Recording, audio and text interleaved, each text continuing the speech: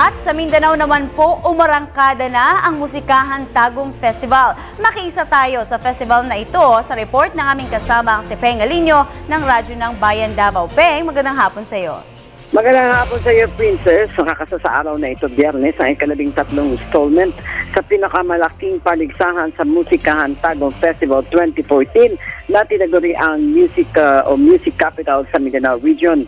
Ang Musikahan Festival sa Tagum City, Davao del Norte ay pinakapipitagang cultural event na dito makikita ang husay at galing ng mga musikero sa kanilang mga sariling komposisyon, performance at production upang mabigyan ng giya ang mga kabataan at mas may oportunidad ang mga ito na umangat pa ang kanilang galing sa industriya ng musika. Ang taon ng kapistahan ay para na rin sa kinabukasan ng mga kabataan na mahasa sa larangan ng musika at kung saan nila magagamit ang kanilang talino.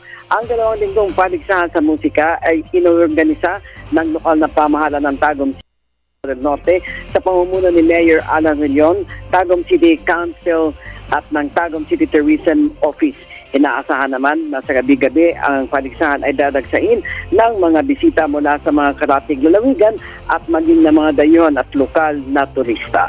Para sa Telebisyon ng Bayan, Peng Alinio, Radyo ng Bayan, Davao.